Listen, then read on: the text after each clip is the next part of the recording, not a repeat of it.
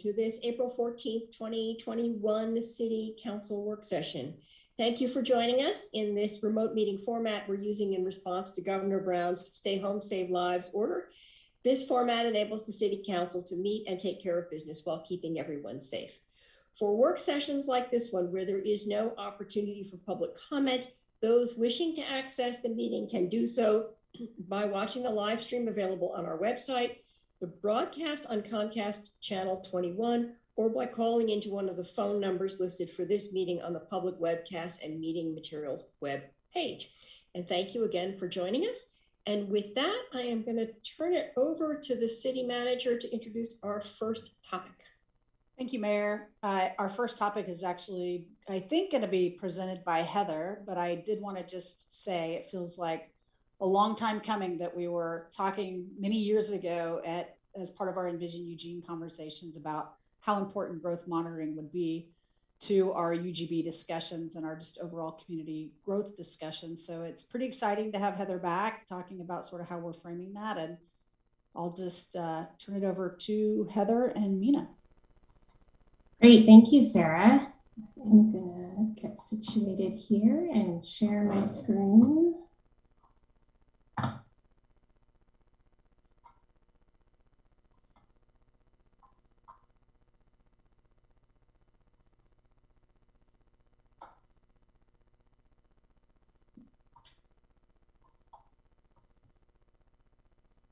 Okay, can I get a thumbs up from someone that you, okay, great.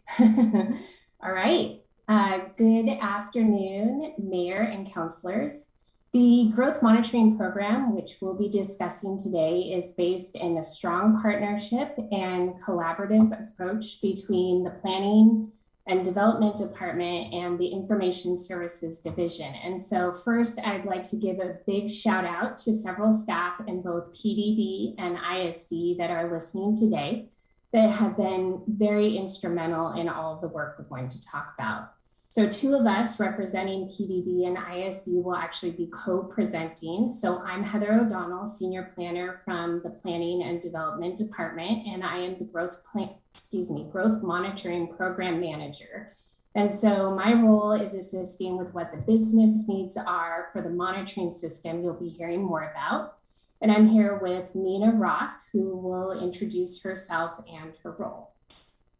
Good afternoon. My name is Mina Roth. I'm the PDD Portfolio Manager in Information Services. I focus on software development projects for planning and development. My role is the technical components for the growth monitoring program. So as Sarah, I think, mentioned or alluded to, this is our first program update to council. So we're very excited about that. And it is intended to lay the groundwork for the first growth monitoring report, and that is anticipated for later this year. So our goals and agenda for today are to raise awareness of the program, give you some background and talk about why it is important, and then dive into an overview of the program and the key components. We'll also talk about next steps and then leave some time for questions at the end. So first, we are going to start with a little background about where the program came from and why it is important. So during the Envision Eugene process, when we examined our urban growth boundary and developed a vision for how Eugene would grow, it was recognized that we didn't have the data at the level or even the type of data we really wanted to inform our growth management decisions going forward. And it was recognized that we should regularly check in on the assumptions that we were making about how we would grow to better respond to changing development and demographic trends. So to do all of this, we really needed to set up more of an automated system. The need for this program was reflected in the Envision Eugene pillar and value called adaptable, flexible, and collaborative implementation, which is referred to in the infographic on the right. So at the time of the UGB analysis, there was agreement to go ahead and move on with adopting our urban growth boundary, but with a commitment to the community that we would create an ongoing monitoring system. We would regularly report monitoring results, and if trends change, then we would actually adjust our growth management strategies if that is necessary. So it's the idea of not leaving the plan on the bookshelf, but actually keeping it active. Council directed us to implement this program through newly adopted policies in our 2017 comprehensive plan and gave direction for the first growth monitoring report to be delivered in 2021. So in addition to Council's direction, one of our goals with the program is for our work to be helpful to other city and community work, not just planning and land use. So here's a few of the city goals and plans that also relate to how the city grows. From climate and housing to jobs and the economy, these efforts could use some of the related data that we'll regularly be collecting, or they could benefit from the new data system structure Mina will be describing in a few slides, which we've spent significant effort developing and piloting. A couple of specific examples of overlapping data are that the Climate Action Plan might be interested in development trends along corridors, or the Housing Implementation Pipeline that you just heard about in March would be interested in how much housing has been built and with what type of development incentives. The monitoring program also plays a role in the Planning Division's other growth management work. So for example, this graphic shows the relationship between growth monitoring, UGB analysis, and the Urban Reserves Project, which you've been hearing more about over the past year. The monitoring program is a cycle, and that cycle is shown on the left side of the screen. It starts out with collecting data, reporting results, and comparing our previous assumptions to those results. The connection is that if, when we compare those results, we are seeing significant differences, then we can go into a new UGB analysis, and that's shown in the purple box, to see if we still have enough land to meet our growth, even though our results are showing that we are developing differently than we thought we would. If we do have enough land, then we just go back into that growth monitoring cycle. If we don't have enough land, then we look for development incentives, and those are represented in the teal oval. And if we still don't have enough land, then we look at expanding our urban growth boundary into a portion of those urban reserve areas that you will have already adopted, represented in the green circle. A new factor in growth management planning is that unlike the last time we analyzed the UGB, we now have a state mandated deadline for adopting a new housing analysis of our UGB by the end of 2026. So that seems pretty far away, except that work requires a new study of housing needs and land supply, identifying compact development strategies, and any UGB expansion, all under new state regulations.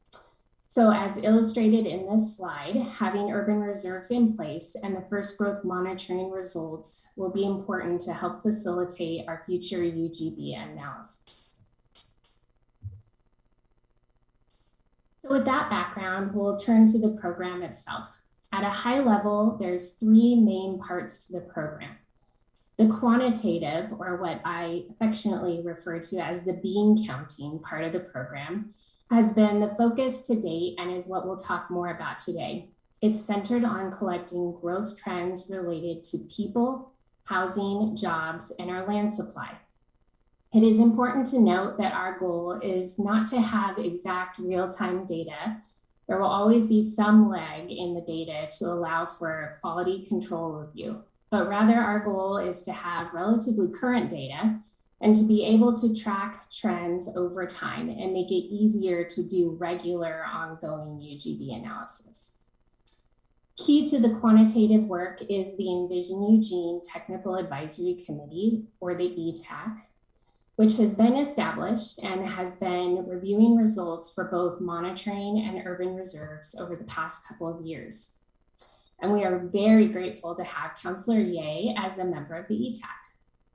The Planning Commission and the City Council will also be reviewing the monitoring results to help inform citywide growth management decisions. The companion to the quantitative part is the qualitative piece, or the livability assessment of how we are growing. This will be a future focus of the program and looks at not just how much development we've seen, but for example, is it creating the livable, walkable environment we're looking for? And finally, program evaluation. We are essentially going to monitor ourselves for changes in legislation, policies, or code amendments that will require us to collect or report things differently than how we initially are setting up the system. One example is the future code amendments to address the recent middle housing legislation that has come into place since we started working on the monitoring program. With ongoing collection and reporting woven into our growth management work, monitoring moves from being a project to set up the program to being an ongoing program that will take support and resources to keep it going and address any necessary adjustments. And now I'm going to turn it over to Mina, who is going to focus on that top bullet, the quantitative database system we've been developing. Thanks, Heather. So I'm going to walk you through that quantitative system. So we recognized that we needed a more eloquent way to collect and track data while accounting for so many complexities. So we created this monitoring system. It has 5 main technical components: the data warehouse, data visualization, reports, and a community dashboard. So let's start with the data. You don't have to read each of the boxes. What's important to know is that we're working with a lot of data. This diagram definitely does not illustrate every data source that we're pulling in for this program, but we wanted to make sure that you had some understanding of how much data we were pulling in. The dark blue indicates existing data sources. They range from federal to local sources. They include things like the census, state population and jobs, down to our own building permit data. There's also new data sets that are being compiled to support the program. Those are indicated in light blue. We created a spatial component to track development over time, as well as created the ability to track development sites rather than just individual buildings. And one key piece to note is that we're spending a good chunk of time cleaning up our own data and validating the data we're using so that we can be confident in what we deliver out to the organization and to the public. So then copies of these data sets are fed into the data warehouse. This newly created component is where data is updated routinely and allows us to query these data sets against each other. Previously, these data sets were manually combined, and now it's a more automated process. That data is then used in our data visualization software called Tableau, which is an industry leader in data visualization and business intelligence. This platform allows us to develop chart templates, which removes what was once a very manual process and allows us to focus more on analyzing the monitoring results. Heather's going to show you a few examples so that you can get an idea of what they'll look like in the next slide. So the Tableau charts will go into monitoring reports that the ETAC and the Planning Commission will review prior to being sent to council. And the charts will also be included on our data dashboard for the community. It provides data that hasn't been available to the general public in an easily accessible, digestible format. Heather will also give you a sneak peek on what a dashboard could look like. We haven't begun the development on that piece just yet. So as Heather mentioned, the systems will need to be adjusted over time. So we've built in the ability to amend for it for things like different databases in the future.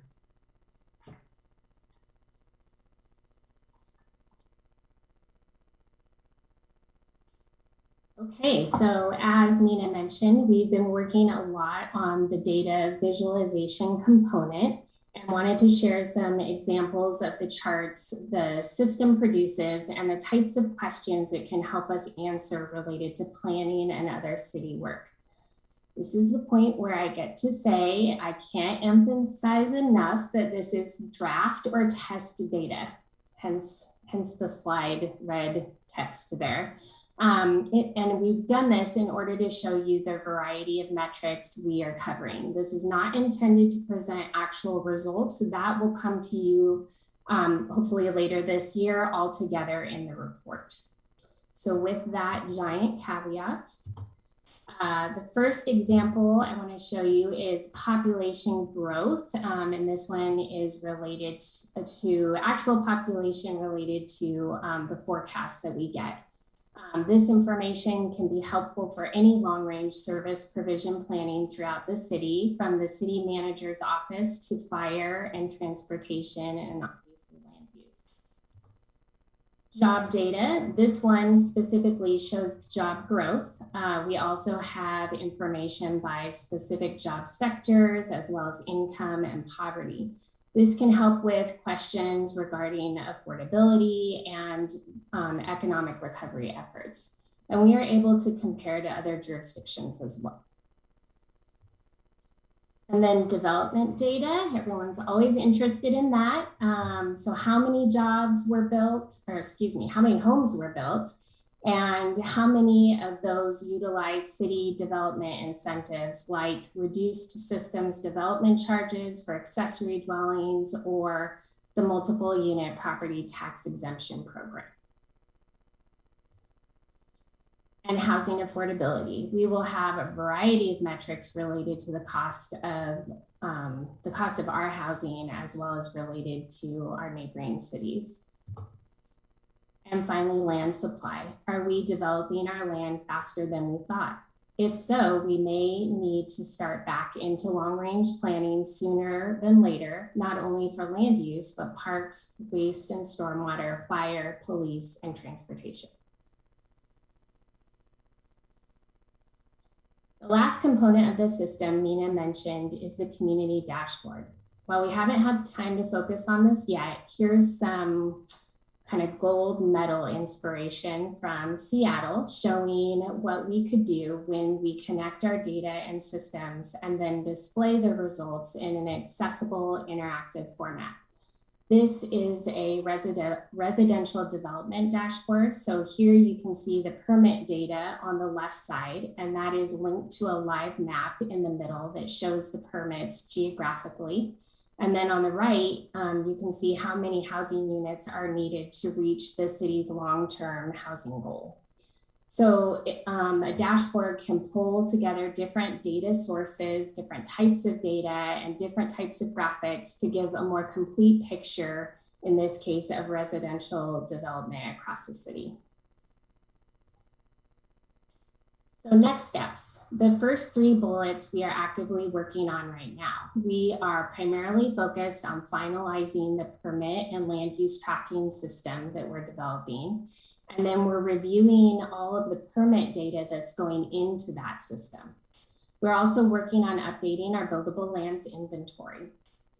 After those are complete, we'll finish collecting data and developing the charts for the remaining key metrics we have yet to work on. The ETAC will review all of these remaining items, including reviewing the first monitoring report, which will wrap everything up together. We'll bring the report to the Planning Commission for review and recommendation before the report then comes to City Council. And so finally, for more information, the project website is listed here, and the ETAC website, which has information about their meetings and their meeting materials, is the second link. So thank you for your time, and we are available for any questions. Thank you so much. This has, as the manager said, this has been a long time coming, and it really is exciting to see how it is put together. I'm, of course, impatient for the graphs and for the dashboard to come together, because it looks like it will be so helpful. And so thank you for the presentation, and thank you for the work. And it looks like we have a lineup of counselors. So Greg, and then Claire, and then Alan. Yeah, thank you for the report. It's pretty detailed. I want to go to agenda pages 12 and 13.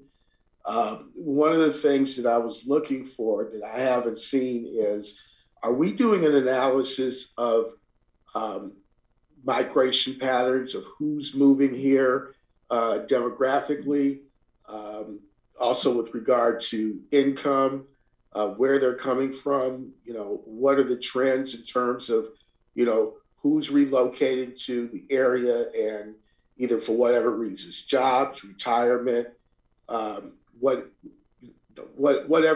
the reasons they are coming here, and analyzing also what their needs are in terms of housing is concerned. Yeah, there's so much data that we want to analyze. And so what we started with first focusing on was the primary goal of the monitoring program to be able to regularly analyze our UGB and then be able to address changing demographics and development trends. And so what we started with was all of the data, which was quite a bit, that was needed for doing our UGB analysis the first time. So it's the data that we use to meet the state requirements for UGB analysis. So there is population information, there's age information, and I would say, somewhat high level demographic information. Who's moving here? We can get that data. We haven't developed a chart about that yet, but I think that we basically had to kind of prioritize the data, and then we have a running list of kind of the next level of data that we will add on once we get the program established, or that it's determined we need that data to make the decision. We also want to make sure that we're using data that comes from a really reliable source. And so again, that's where starting with the data that we needed for doing the UGB analysis, we know what the sources were for that data. And so we're able to rely on those. Some of the things that you pointed out might be more difficult for us to get, but it's definitely something we can look into and add on to the list.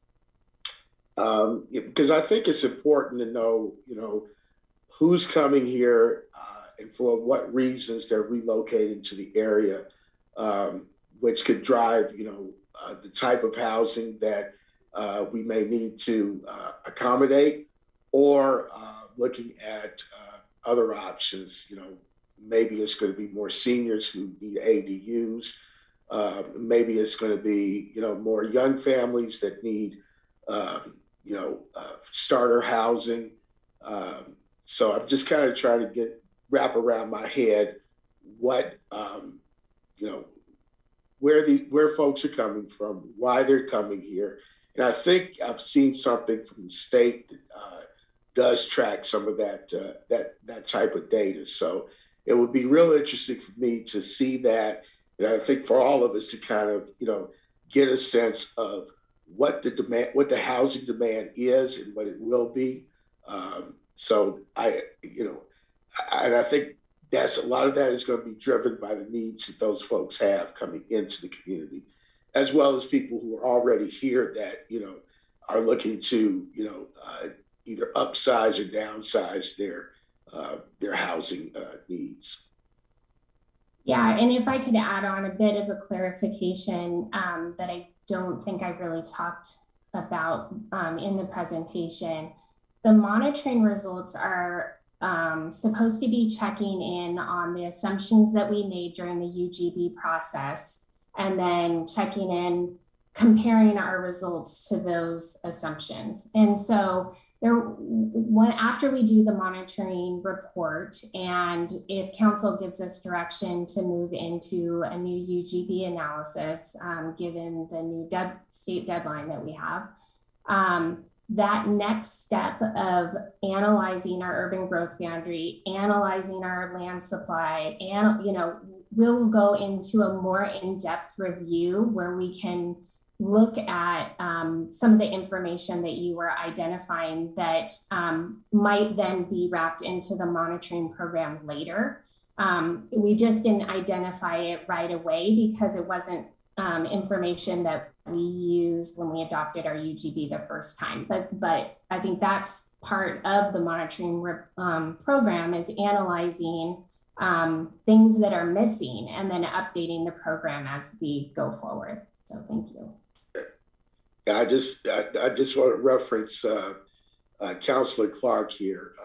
We had talked about extensively in the past how many people would be coming here per the Portland State prediction. How many houses would we need for how many people we anticipate that we're going to have over the next 15 to 20 years. And I think that number is around 35,000. Is that correct, Councilor Clark? So the way I'm looking at maps and other things is like, I don't know where we're going to put those people unless we have some focused, sustained growth on transportation corridors and, light kinds of urban lands. And that number is excessively low in my opinion. Okay, just a public service announcement here. Some people are not seeing their wave hand icon. And so I have Claire, Alan, Mike, Randy, and Matt in the queue. And so I just want to assure you. So Claire, take it away.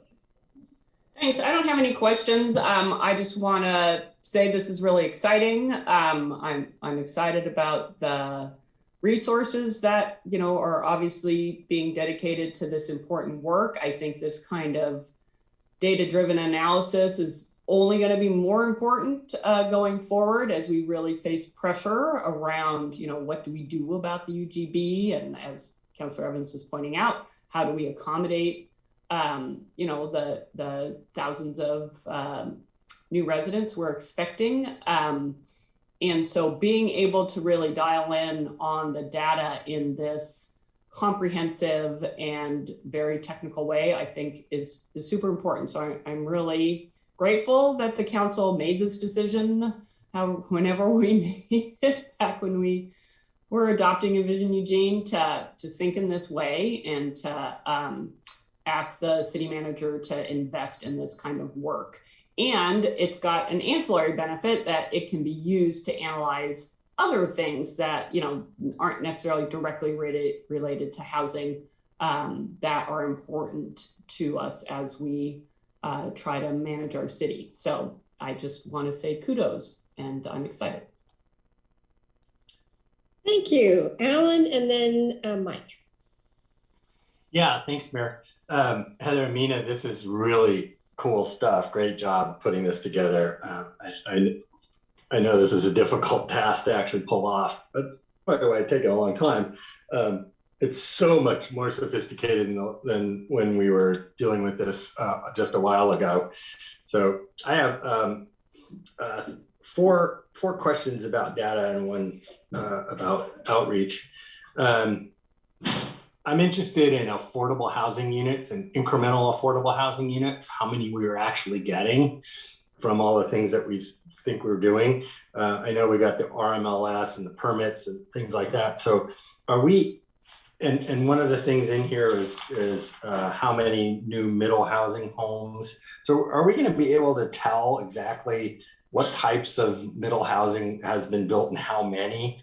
And second to that, how affordable they are, which is really about the dollars that they are selling for, less than whatever the metric is that we had for our affordable housing, just say less than $300,000 that we know are available or being built. Is that going to be able to come out of here? Yes.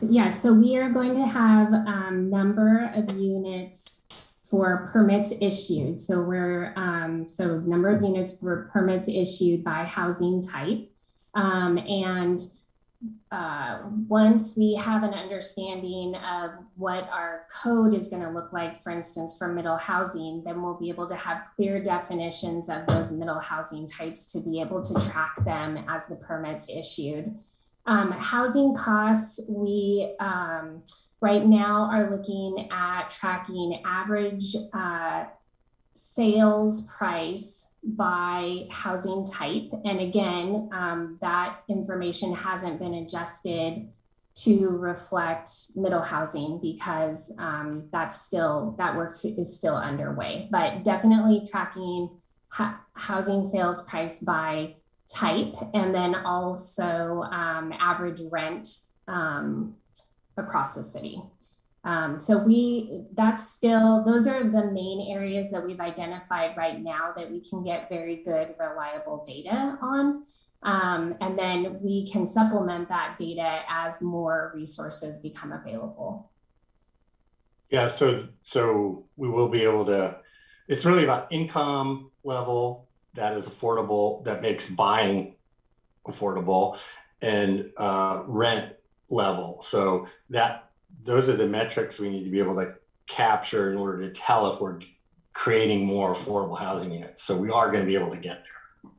Yeah, and I think that there's, as I mentioned, there are a number of different projects in the city that have overlapping goals or areas of interest. And so it could be that the monitoring program is covering a certain area, and then maybe some other research is done through another program, and we can put all of that information together. But we definitely know that housing affordability and as many metrics as we can get about housing affordability is high on everyone's radar.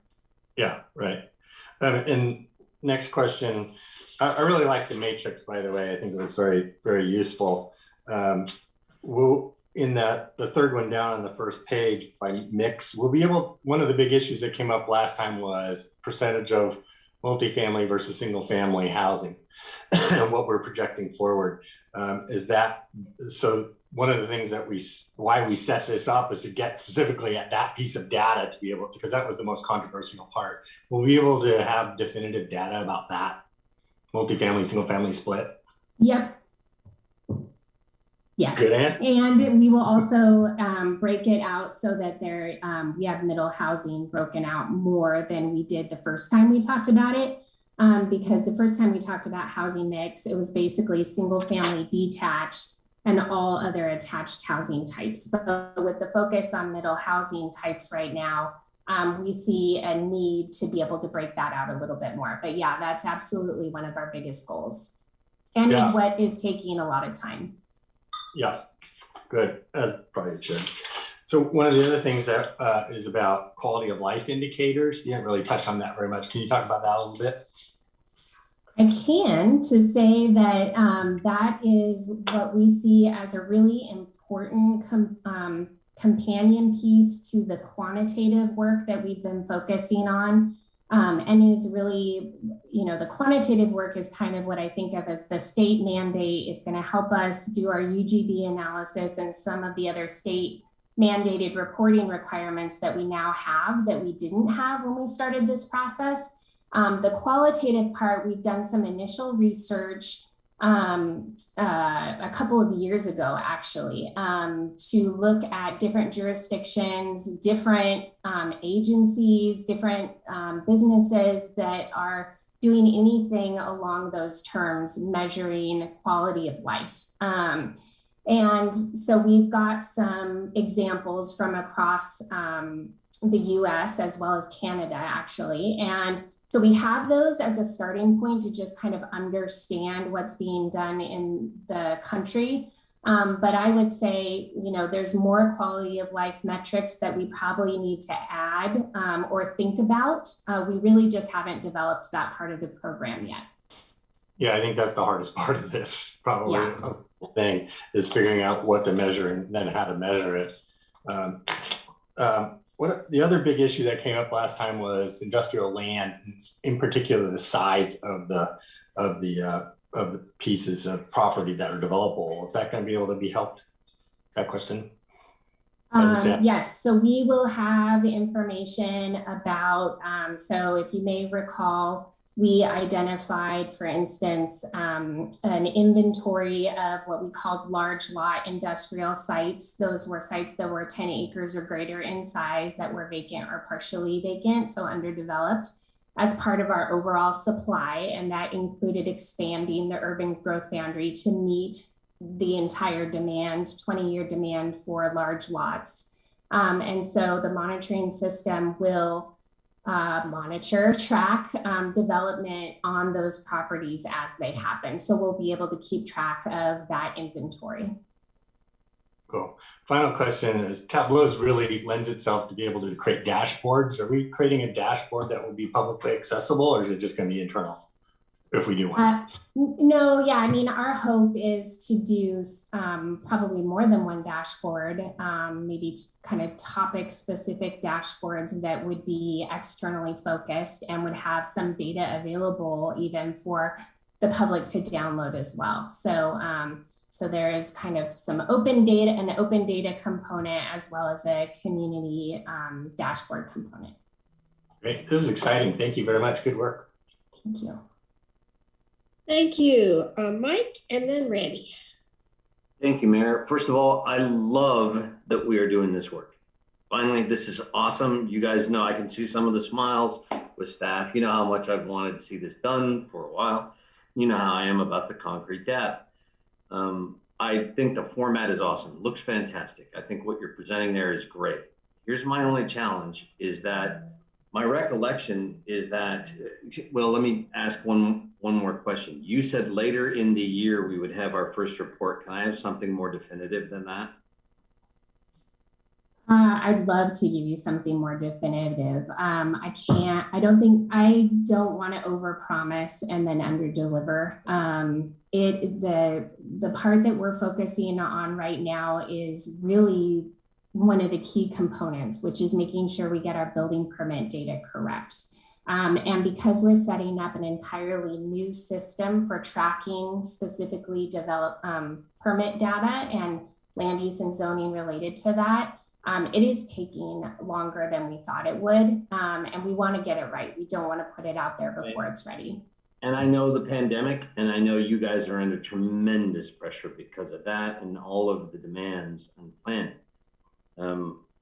I just was hoping to hear somebody tell me it absolutely will come back as a report this calendar year. Can somebody do that? That's what I'm anticipating. I mean, I don't, you know, given what we've been through the past 2 years, I'm not sure I can guarantee anything, frankly. You know, but that we're on track to be able to deliver it to you by the end of this year. My desire when we did this stuff in the first place was to have the report within 3 years of council's adoption and passage, which in 2017 meant last year. So I understand that the technical language of the motion said upon acceptance by the state, which makes it 18 and this year. But if it goes much beyond that, here's why it's such a big deal and why I'm pushing you guys so hard. I think, Sarah, that if more money is necessary for staff as we approach budget, fine. I'll make the motion because we need this information this year. As Alan said, one of the pieces was the housing mix question. Yes, absolutely, but that wasn't the biggest piece. The real thing is, can we say that our policies and our assumptions are delivering in the real world appropriate housing for our community? That was the reason to monitor and to have metrics for the outcomes. And it doesn't take a rocket scientist to know that right now we're in the most over lopsided demand driven housing market in maybe the history of the city.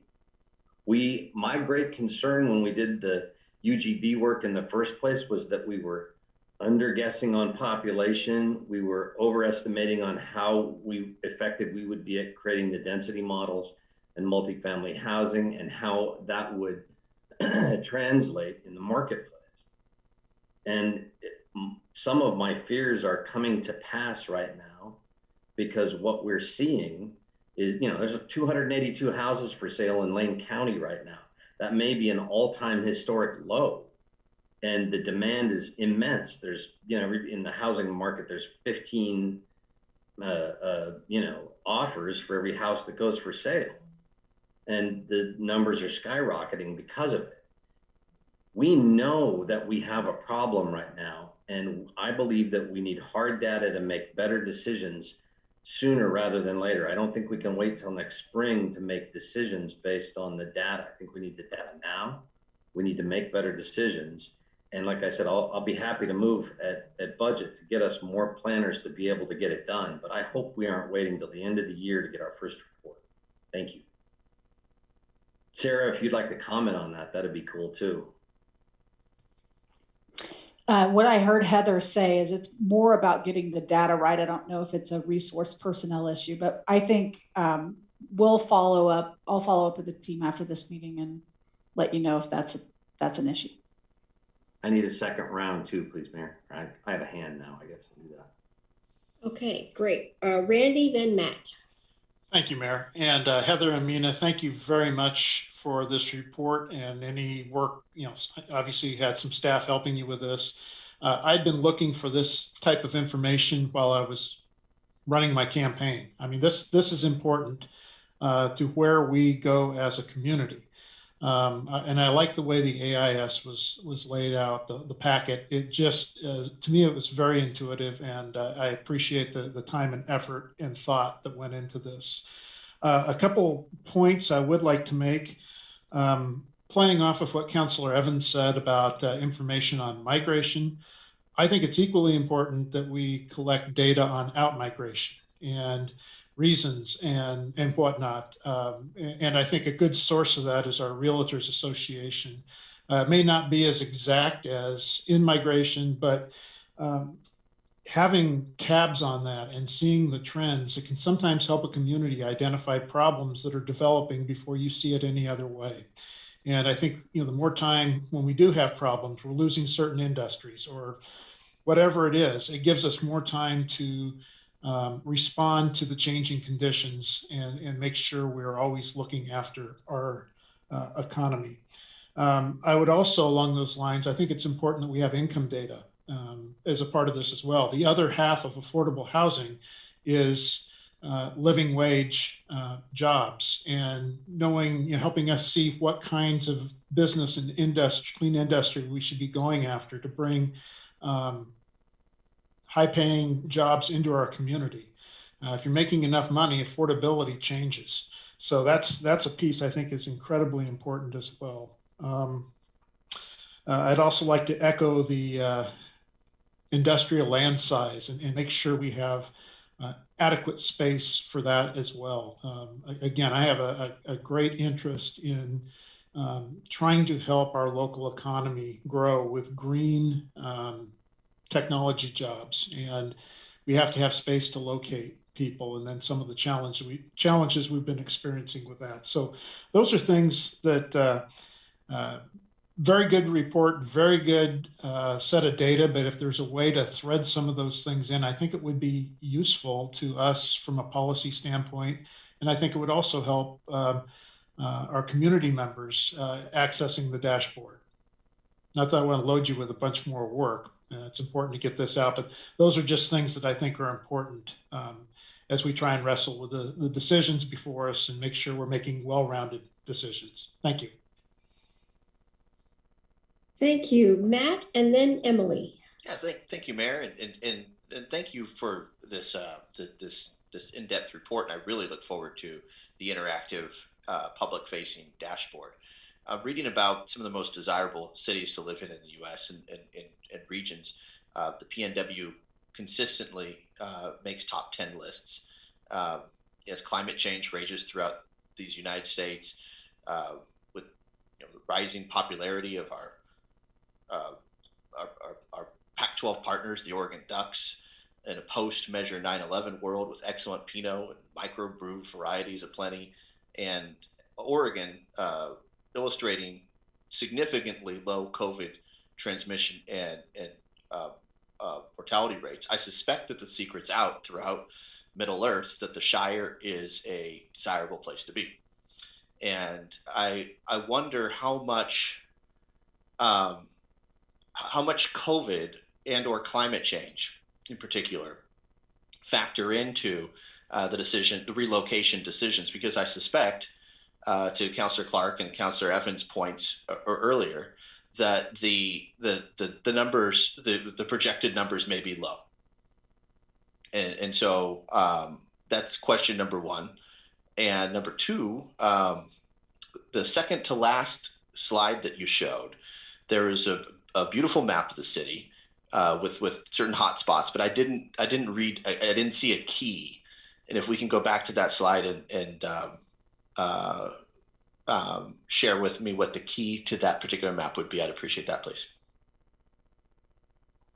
Sure. So while I'm pulling that up, your question about how much COVID has impacted folks coming here, I think that is the same with the economic recovery and the recession in 2007 and 8. That is one of the reasons, not COVID specifically, but one of the reasons that it is important to do long-term monitoring and not just looking at certain years, because you could have blips like that and not know if it is a blip or if it's actually a long-term trend, like you're suggesting, of more people moving here because of those things. So, you know, I think that's part of the reason we're setting up a regular monitoring program, is that I'm not sure that we're going to have specifically COVID data for this monitoring report, but we will be. The program is set up to provide an annual report with key data, and then every 3 to 5 years or as needed, we would do a more comprehensive report, which is what you're going to get this year because it's our first one. So hopefully we'll be able to see, we'll have more information as we continue to monitor. So I'm going to share my screen here.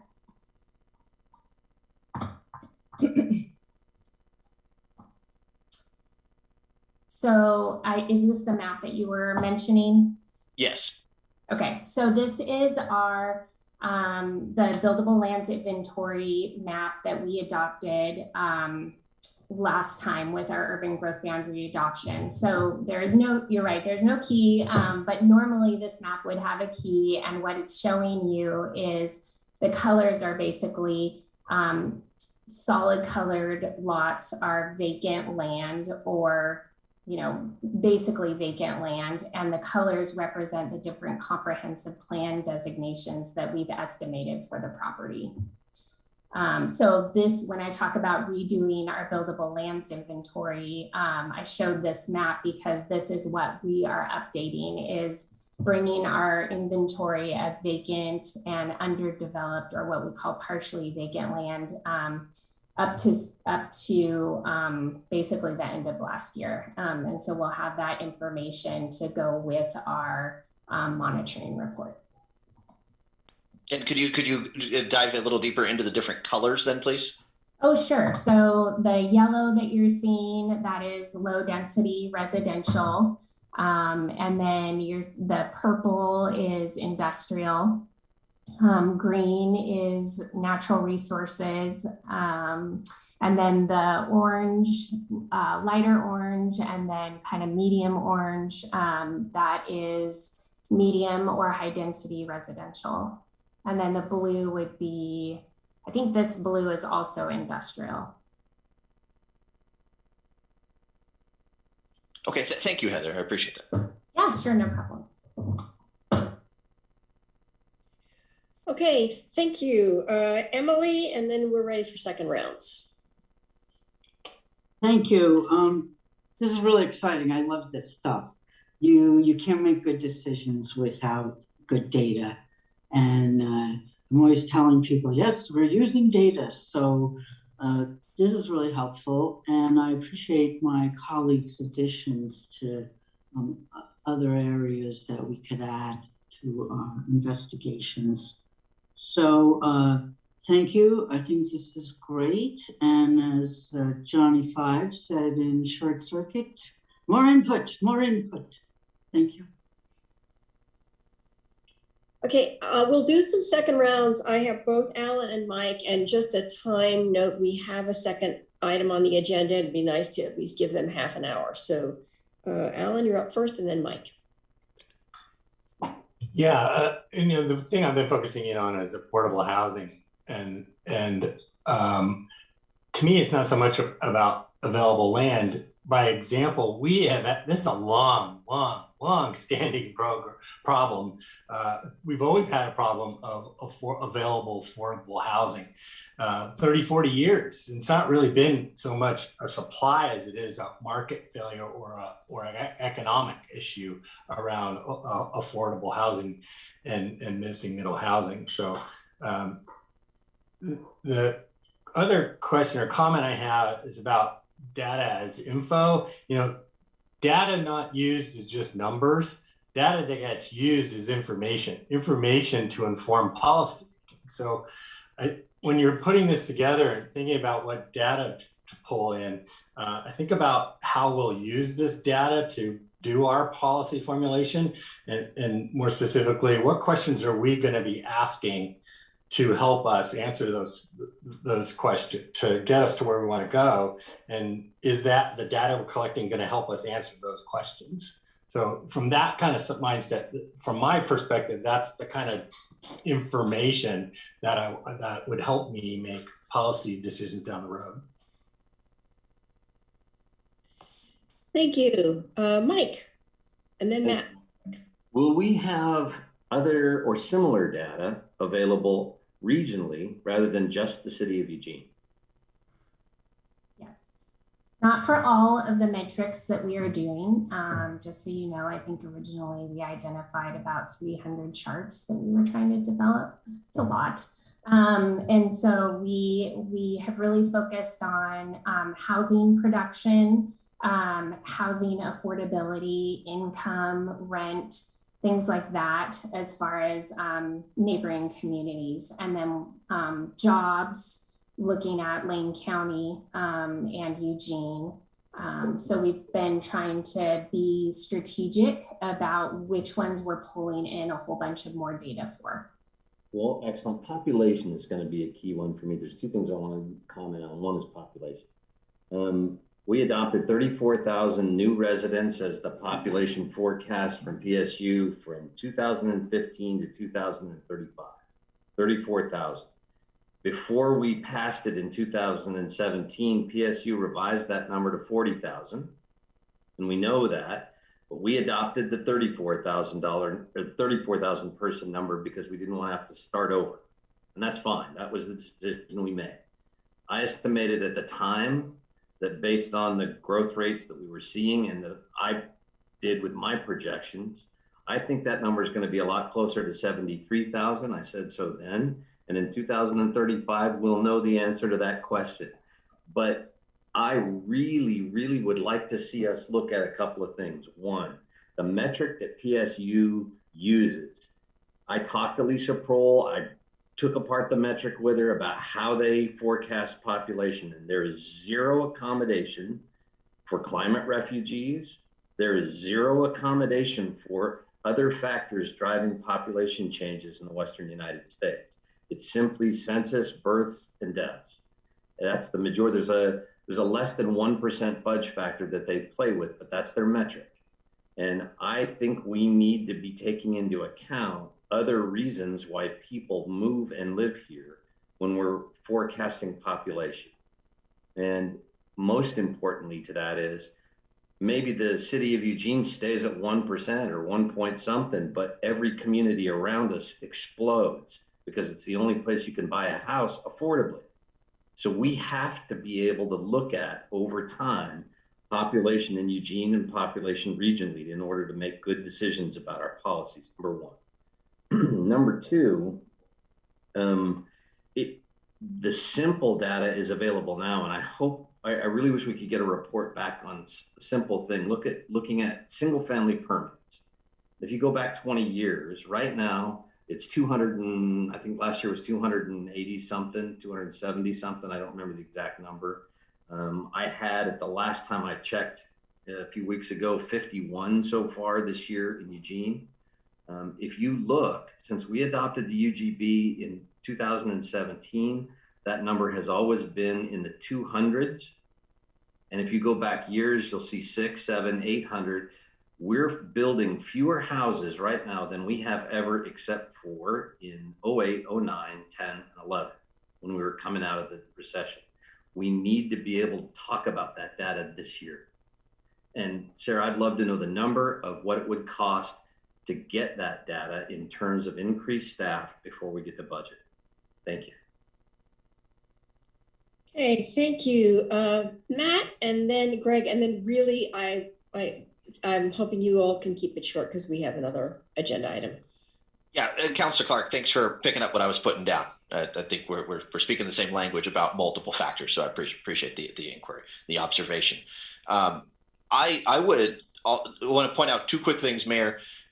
There was a slide that illustrated the price of homes in Eugene significantly lower than Coburg. It's a bit deceiving in my neck of the woods here in South Eugene. Try buying a home anywhere near the price point that was listed. I don't know if it was a median price point from that graph, but I think it would be informative to look at different regions of our community or different wards of our community tell a more realistic story.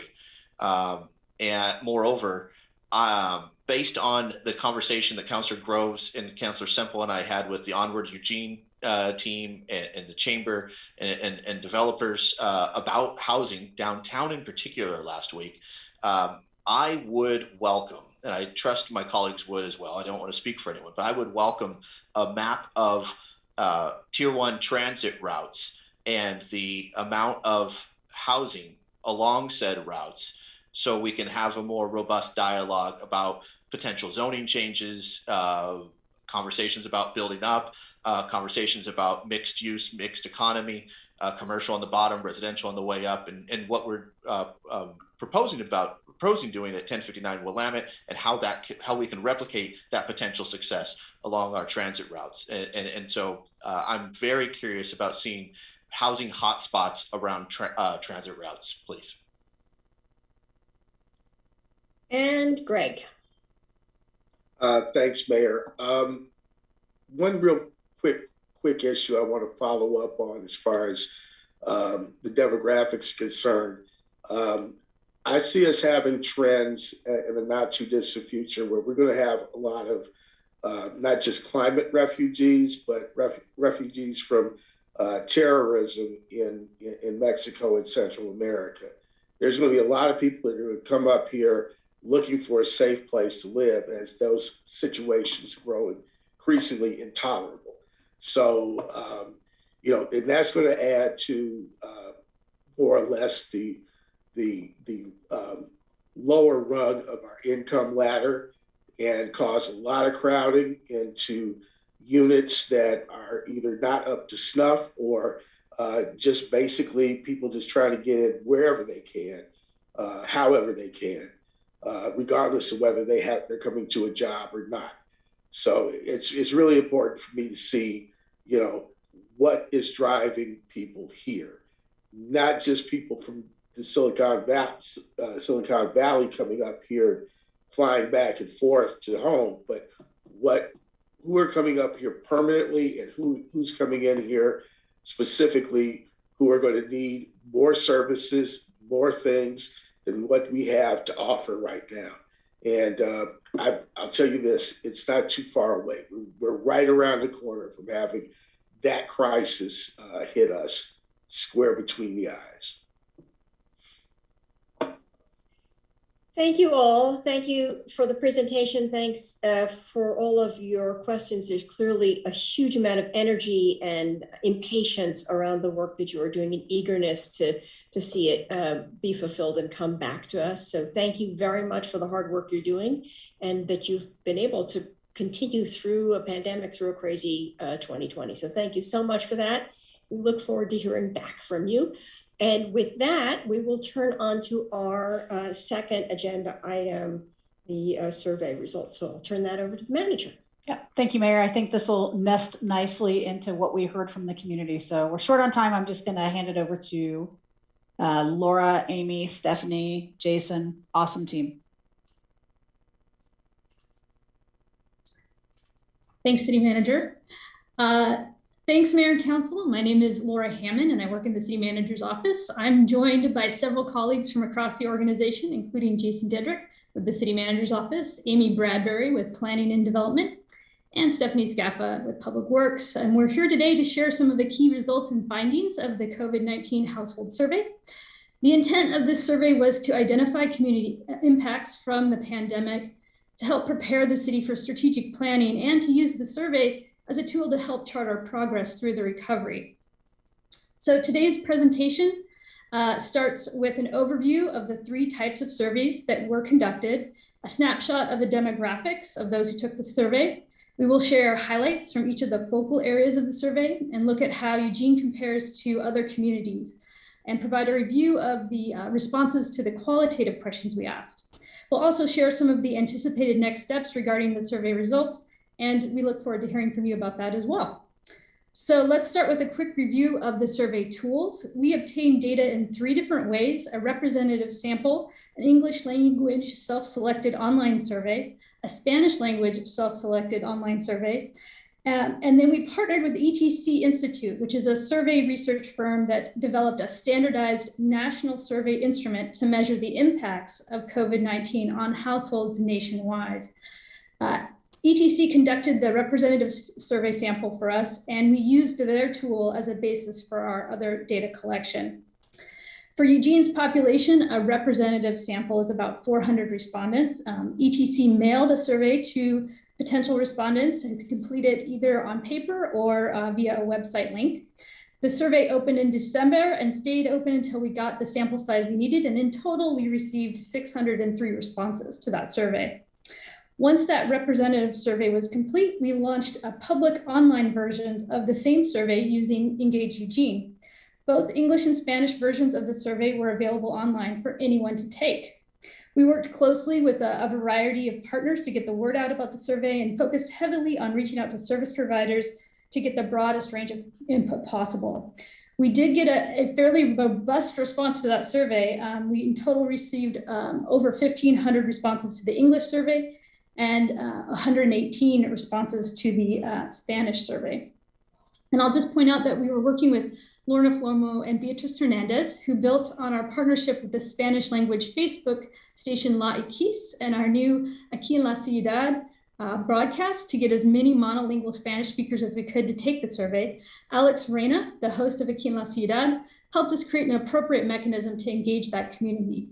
And we'll just note that the results from the Engage Eugene surveys were all a self-selected online tool versus ETC's representative sample. So now we'll quickly review who responded. In the representative sample, we saw a relatively even distribution across age and income levels. And because of Eugene's white majority population, we had 500 of the 603 responses were from people who identified as white, which is about 83%, and that roughly matches our current demographics. For the self-selected surveys, both the English and Spanish surveys skewed more female. The English survey had more respondents at the 60,000 and above income level. The Spanish survey heavily skewed 60,000 and under income level. Age for the English survey was fairly even distributed, and the Spanish survey skewed a little bit more to the 35 to 44 age range. The English survey did heavily skew white, about 88%. The Spanish survey heavily skewed Hispanic Latinx, which was done purposefully. We reached out to people who primarily speak Spanish to better understand their needs and barriers to service based on reports that this population was being disproportionately impacted by COVID-19. Throughout this presentation, we will share analysis that looks at responses by demographics, and so you can better understand some of how those populations were impacted. So I'll turn it over to Jason. Thank you, Laura. So we're going to move into the first section of results here. This section addressed the health and well-being of residents, and we asked them their perceptions of COVID as well. And so on this next slide, I'll take a minute to introduce it. It gives you a sense of sort of how the data will be laid out throughout the presentation. So I'll walk you through sort of the 3 different ways that we represent that data. So we can advance to the next slide. That would be great. Perfect. So on this first question, here's a great, this is how our slides will look from here forward. So on the left, we have the representative sample. So that's that ETC where we mailed it out specifically to a specific set of individuals. So that's that representative sample. In the middle of each slide will be the self-selected Engage Eugene English language survey results. And then on the right, the self-selected Spanish language survey results.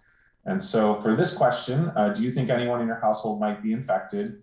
What this helps you see is that those monolingual Spanish speakers were at a much higher rate, nearly 30%, feeling that it was possible that someone in their household may have been infected.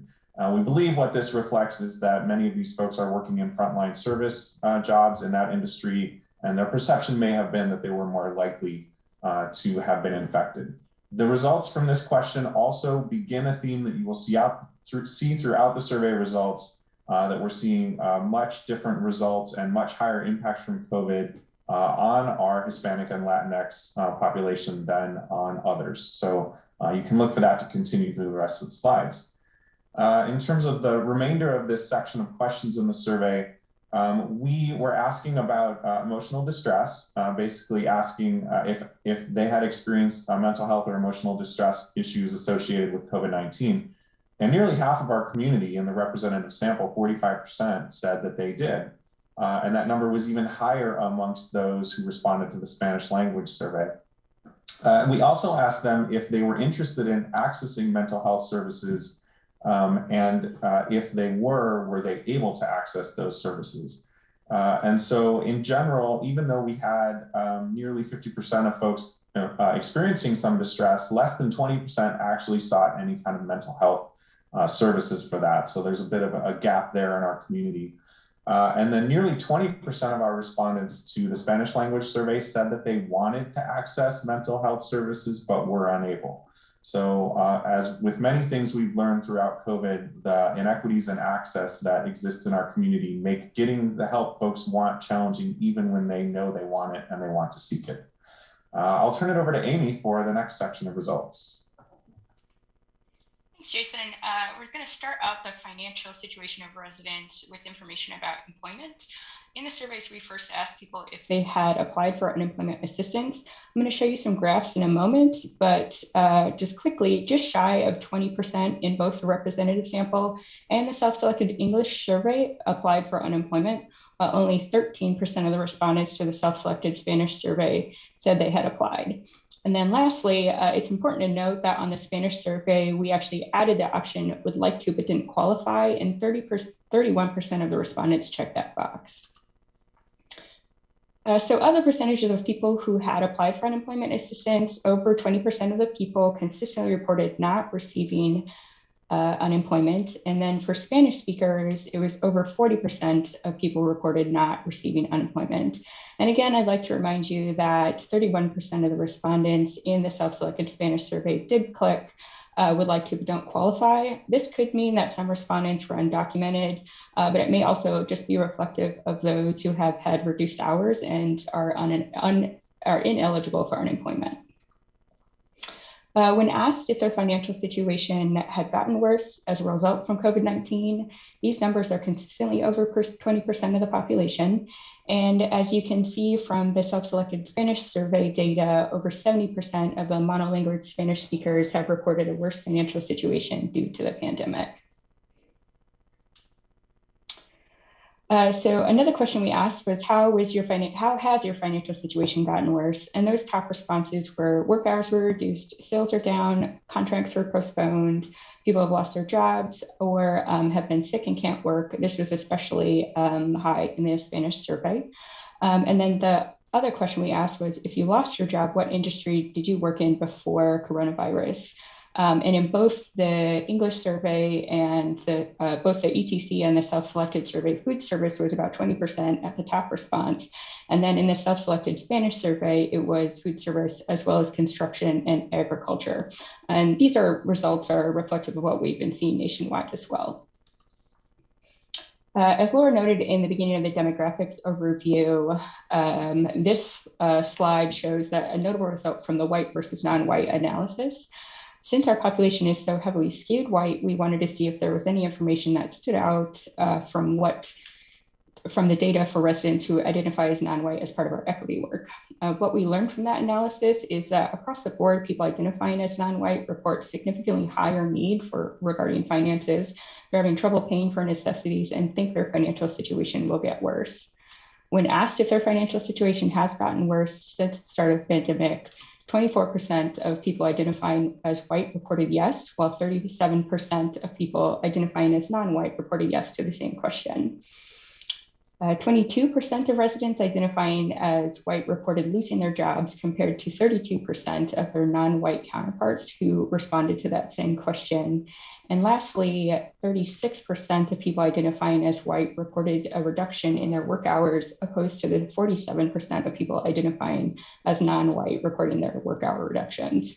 And I'm going to switch it back over to Jason for assistance.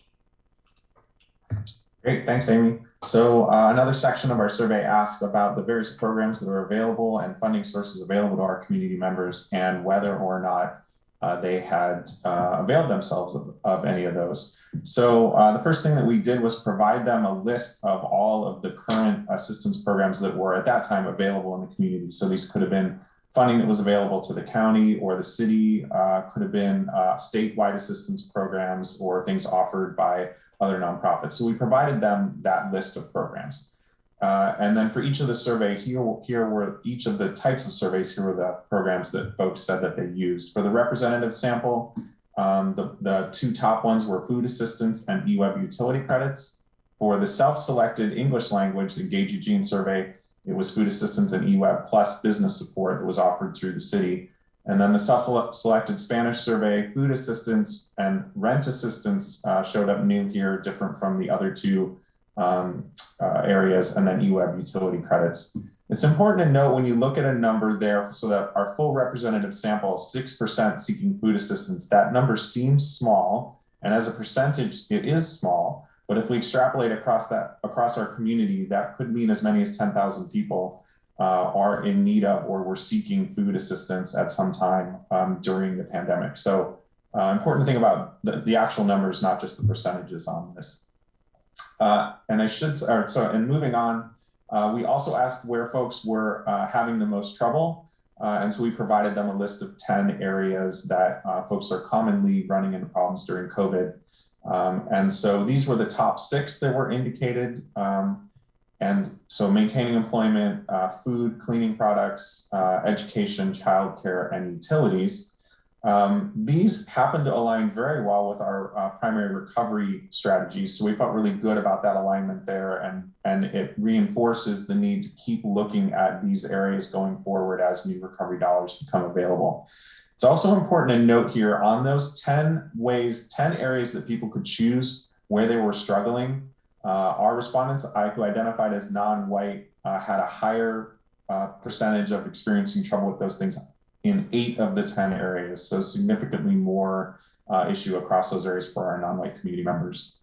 I'm going to turn it over to Stephanie. Thanks. ETC Institute, the organization that created the National Survey Instrument, began tracking the impact that the pandemic was having on attitudes and behaviors of US residents on March 12th of 2020. The survey was developed as a tool to help state and local leaders track their results against national and regional trends. In ETC's final report, you can view a table of benchmarking results for the city of Eugene compared to the Western region and national results. The data that was used for comparison was the most up-to-date data retrieved on January 15th, 2021.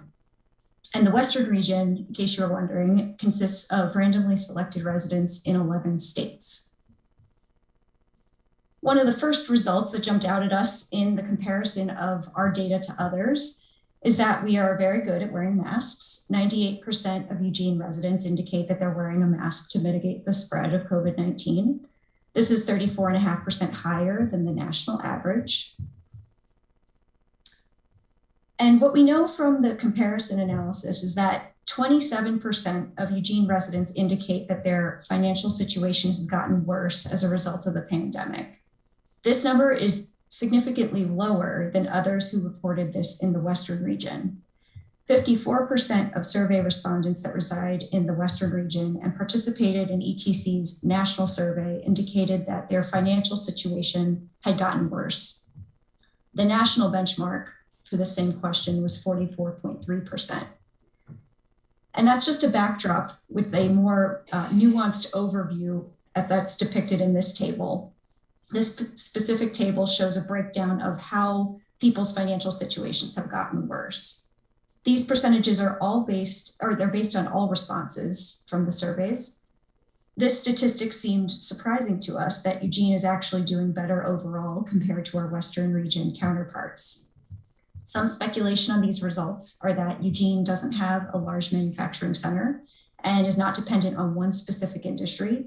Rather, we have a diverse pool of businesses that employ people.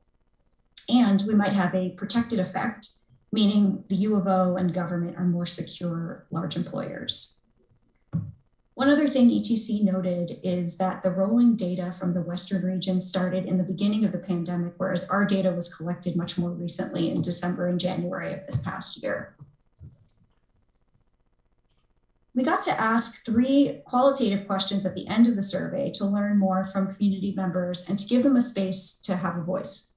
Those questions were, what are your top 3 most urgent concerns for Eugene over the next year? What are your top 3 most urgent concerns for Eugene over the next 3 to 5 years? And lastly, what makes Eugene special? Our hope is that the direction provided through these answers shines some light on how people in the community are feeling about a variety of issues. Ideally, it will help us to inform the community survey that goes out later this year. I'm going to linger over these next couple of slides so you can sort of view what the qualitative data look like. I'll note that you will probably want to just look at this a little closer in your own time, mostly because there's a lot of categories and things that were said in the qualitative responses, and we grouped them in this way. It seemed to make sense in terms of how people were responding. Most notably are the 3 tallest lines. So I'll just draw your attention to the 3 most urgent concerns that people said in Eugene over the next year. We lumped together the mentions of homelessness and housing concerns as the first one. Second was COVID-19 vaccine distribution, it's one category. And the third was business and economic support. We asked the same question, the 3 most urgent concerns for Eugene in the next 3 to 5 years. And you'll see from the tallest line in this graph that homelessness and housing concerns coming together as one mega issue are by far the most urgent concern for Eugenians over the next 3 to 5 years, followed by business and economic support. And then lastly, climate change and the environment.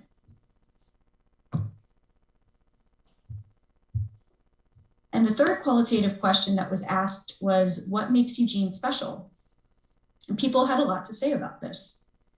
Again, people's responses fell into these general categories. And as you can see, location rose to the top of the list.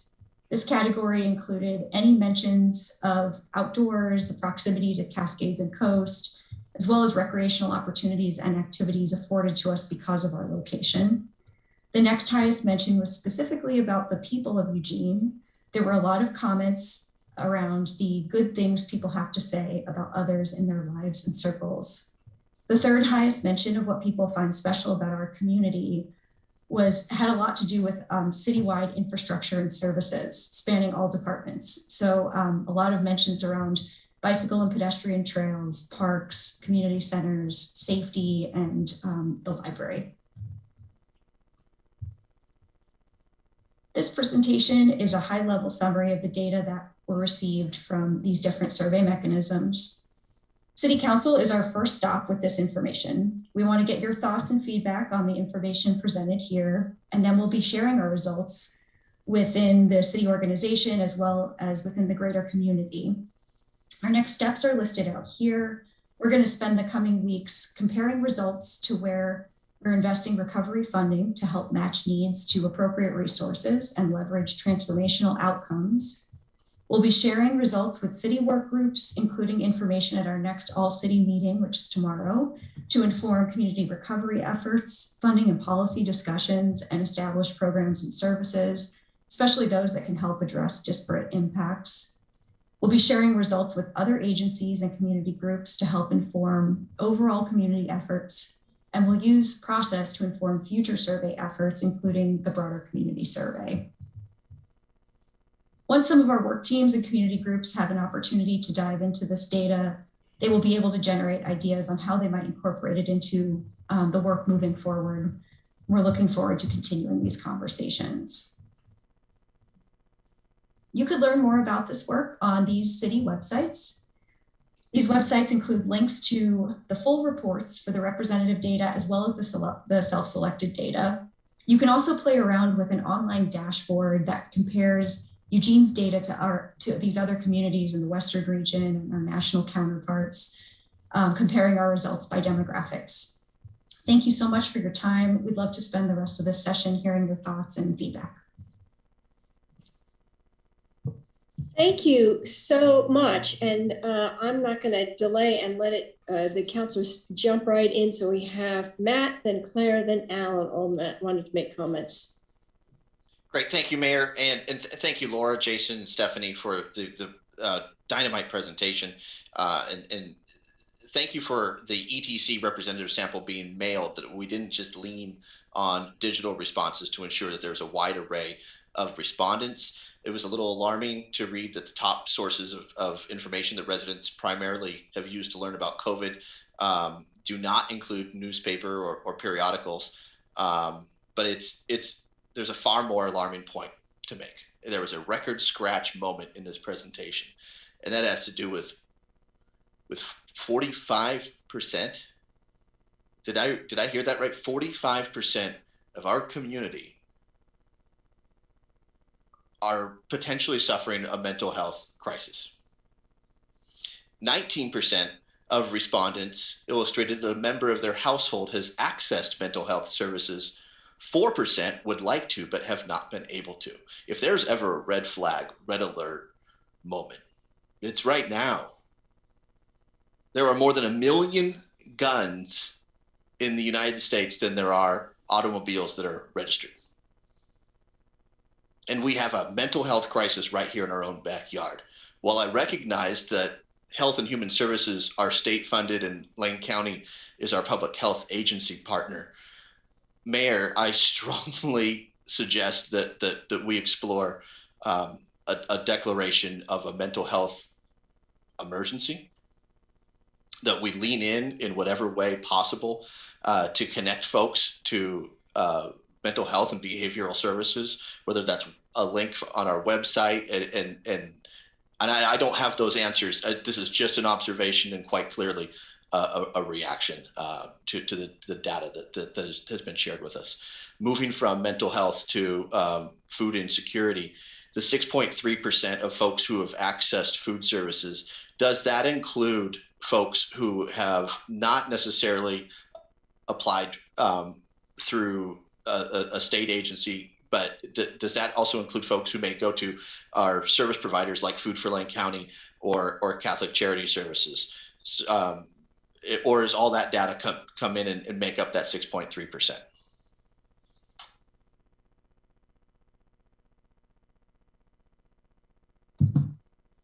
Thank you, Councilor Keating. I would have to go back and look at the survey question specifically to see what it includes. It might be a fairly general question statement just around have you accessed food assistance. Got it.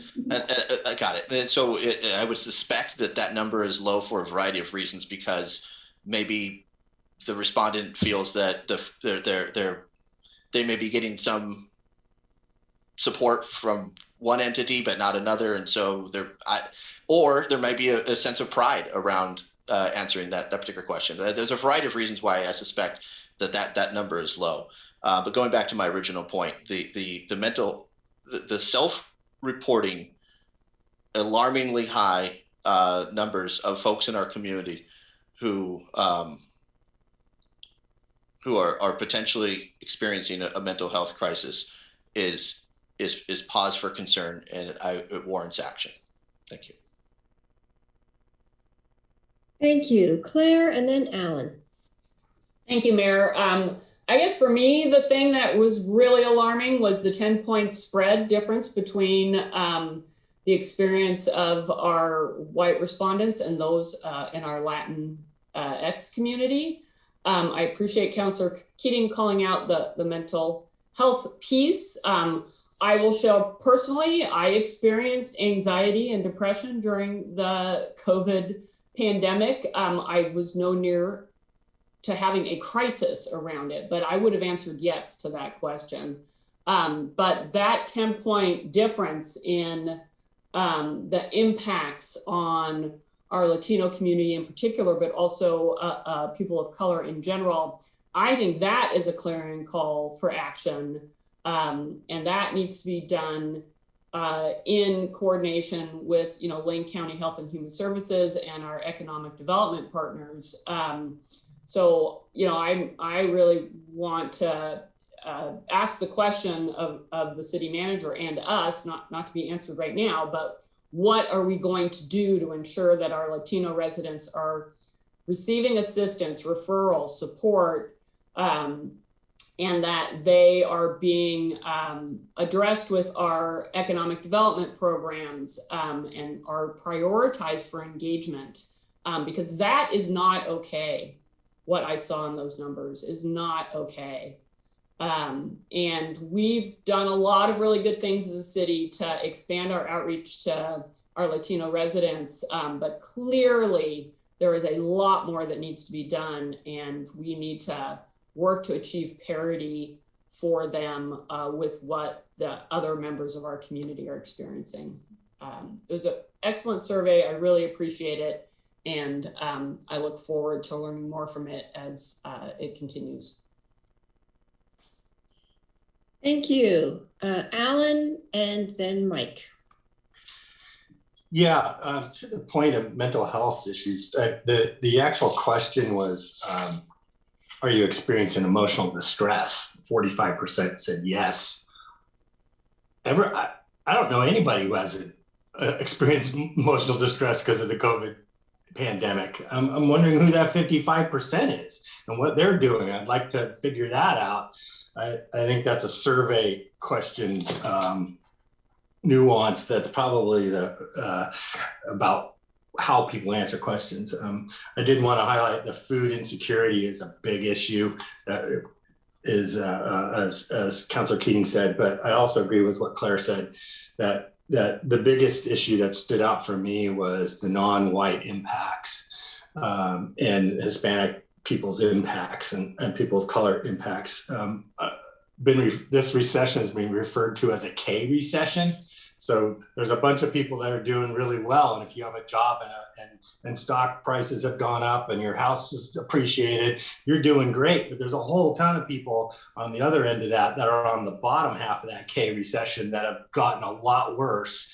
And narrowing in on how to address that segment of our community, who they are, what programs we can, and what the city council can do, I think would be the next question for us to tackle, which is how do we deal with the bottom half of the K recession folks. And as Claire was saying, there's a bunch of things that we can do. So I hope that's the next conversation that we have. Thank you. Mike. Thank you, Mayor. I don't disagree with any of my colleagues. I think their points are very important and I agree with them on them. But I just wanted to point out lastly, really clearly that our community spoke to us in the end of that survey information. And thank you to staff for all the hard work.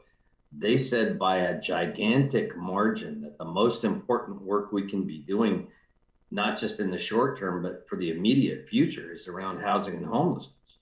They weren't, that wasn't unclear in any way. And if the majority of our agenda isn't taken up with action items to address those issues, I could understand why our community would scratch their heads a bit. I know we have a lot of important work to do, but I think for me, that was the very, very clear statement that they expect their city council to solve those two issues primarily right now and in the immediate future. So I just want to point that out. Thanks. Yeah, Randy. Thank you, Mayor. Yeah, just piggybacking on Mike, I was sitting here trying to formulate and trying not to do too much speaking because I know we're out of time. But the numbers on the homeless piece and considering that an urgent issue, I realize there's people on both sides of that issue. People that are being impacted that want something done and people that want to help. But the reality is, I think a lot of our solutions for fixing the problem for both sides is finding places for people to go, and just trying to pull back to that piece. And you know, sometimes these survey questions, there's a lot in what is not said, and people rate these things for different reasons. I think it was well done. I appreciate all that you've worked on. You know, Laura, Amy, and Stephanie, thank you very much. Again, this was really well laid out as well. But I think sometimes we need to think beyond just the literal interpretation of these things and try to pull our solution sets together. Because again, I think for the homeless piece, a lot of the solution that fixes both sides of the issue are the same solutions. Thank you.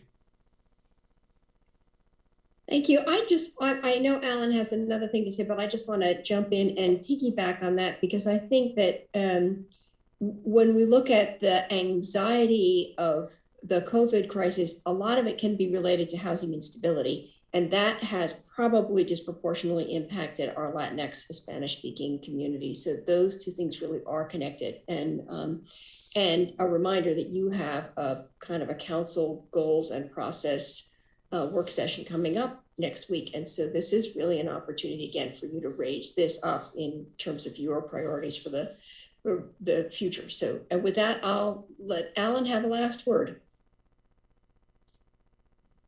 Thank you, Mayor. I was looking at page 18 in our packet that had the graph of some things, and I was grouping them together. And indeed, homelessness and housing, if you add them together, that's over 400, 417. But when you add up all the things that are related to COVID, which they may not be completely, but business support, COVID concerns, jobs, schools reopening, vaccine distribution, that's 627. Across the board there. That is the number one thing I think people are reacting to. And then a close second is the housing, which is a much longer term thing, hopefully. Just on the COVID thing, encourage people to go get their vaccines when they can. And I think there's still spots available. So I got mine coming up, my second shot coming up in a couple of weeks. So I'm looking forward to it. Thanks. Thank you very much. This is such interesting work and such important work. I think you've just confirmed what we knew to be true anecdotally, but didn't have the data that really supports it. And so it's very, very helpful, constructive work that you've done. We very much appreciate it. Appreciate the presentation. And with that, we are adjourned. Thank you all. Have a good afternoon.